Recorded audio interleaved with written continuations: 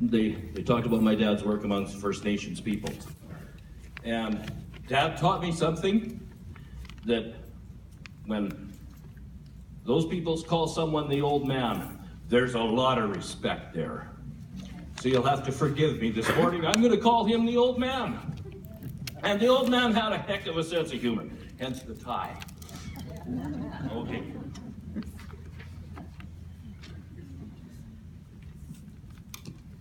Gotta put my eyes on.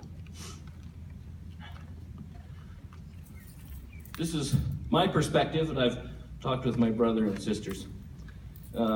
Dad was a lot like John the Baptist, when John the Baptist said, "Prepare ye the way of the Lord." But there was a whole lot of Fred Flintstone put into the mix. You knew him in ministry mode, but we got to also see him as Dad. And I'm glad I got to see the old man mellow. It was wonderful. I saw a movie one time where a guy gave a eulogy at a funeral and he didn't know what to say about somebody, and all he could come up with was, well, he was a human being. Well, Dad was a human being. And he had a wonderful sense of humor, and he liked to laugh at himself. He was more comfortable laughing at himself than he was when we would laugh at him. But I'm sure he'd be all right with a good chuckle this morning. And if you knew and talked to him on the phone, you knew when the conversation was over. He could talk your leg off, but when the conversation was over, it was, okay, we'll see you, bye. Click. And you think, oh, Dad, just wait, hold on. No, conversation's over, goodbye. And that's the way it was at the hospital. He lingered and lingered, but went, why did this suddenly get hard? If he was here, he'd tell me, well, don't be dumb. Just do what you gotta do. Anyway, that's the way it was at the hospital. When the conversation was over, it was time to go, and it was, okay, we'll see you, bye. And they say, what's in the bull is in the calf. Well, I guess my fate is sealed. I was talking to my sister Cheryl the other day, and I called her Rhonda. Dad was always doing that. Cheryl, who are you? You know? There's some things that I hear coming out of my mouth that are spooky. And it isn't just a new thing. Sean, my nephew, was about 4 years old. We're at Dairy Queen in Swiftcurrent. I'm about 24, 26, somewhere in there. Anyway, and Sean is 4 years old. Well, he's going to be getting some ice cream. And he's just announcing he's getting some ice cream. This is a great day. Well, Cheryl and Daryl are up ordering ice cream. And I said to Sean, Sean, now you sit down. And you stay sitting down. That came out of my mouth, but it was my dad talking.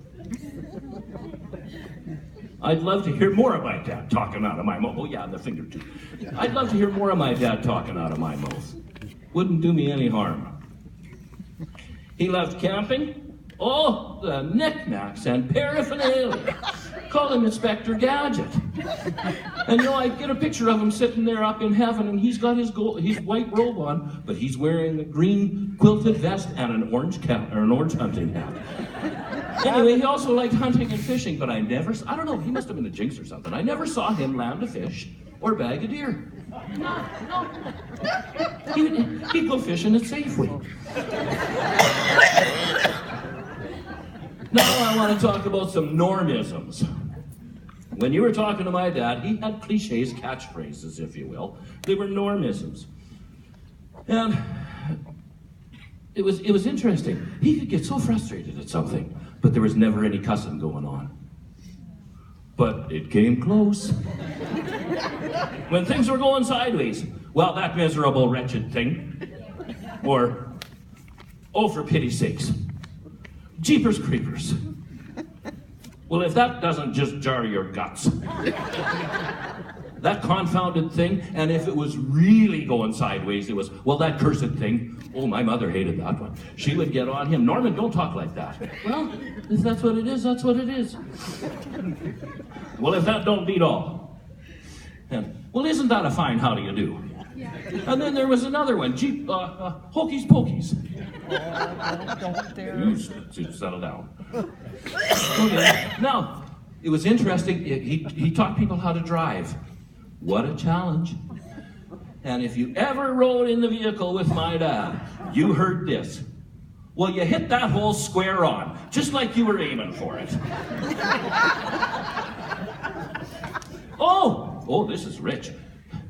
Driving along, I'm about 14, 16, learning how to drive. Dad, oh, you want to drive? I'll let you drive. So he's over there in the passenger seat.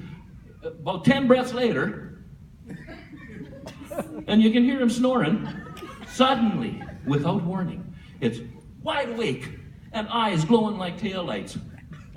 You getting tired? You want me to drive? No, I'm fine, thanks. Now, if something was nonsense, it was called horse feathers. And if it was real nonsense, it was called horse manure. But that's as strong as it got. And if you were doing something silly, and we all heard it, now cut that out. One word he used, and who knows what it means, but it was irregardless. And you told him it wasn't a word, Dad. That doesn't matter, it was his word, irregardless. But the real phrase was, now the thing of it is this, and then you better do up your seatbelt, you're gonna be there for a while. But here we go again. What became my favorite was when he would lead the congregation in a victory, shout of victory, and say, let's all say glory 3 times. Glory! Glory! Glory! That was my dad. I ain't done. When I grow up, I want to be a lot like him. I didn't say just like him. Heaven forbid. No, but I want to be a lot like him. Because there was 3 things that I remember that were really important to him. Tell the truth. When we were kids, and you know what kids are like, you're pretty sure that kid did that. He'd ask us, did you do that? Well, you better come clean, because you were going to get it for what you did, but tomorrow you're going to get it again for lying.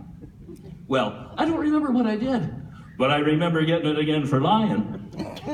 That was important. Tell the truth. And call the baby by its name. Don't beat around the bush. Shoot right from the hip. If he was talking to you, you had a real understanding of where you stood. But what is really the good thing is stand up for the infallibility of the Word of God. It's true from cover to cover. You can believe the whole thing, and it's a good thing because I'm betting the farm on it. He gave me 2 real good pieces of advice. One was, don't be so heavenly minded that you're no earthly good. He never had to get out his prayer voice in order to talk to God. It was just like he was talking on the phone. I don't know if he said, okay, we'll see you, bye. But it was just like he was talking on the phone. He talked to God just like he talked to you and me. Then he gave me another piece of advice. He said, don't live your life like it's your last day. You'll be morbid. Live your life for your last day. Amen. And that's what he did. Man, that was great to see that. When I saw him in the hospital, I said to him, Dad, I said, I'll try to get up to see you again. And if I don't see you here, I'll see you soon. I said, hopefully not too soon. But I said, you're probably going to get there before I do, so save me a chair. But don't save me one in the nosebleed section of the bleachers where I can't see what's going on. Well, he chuckled.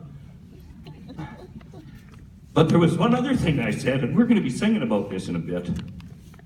I said, say hi to Mom. And then march around the throne 1 time for me.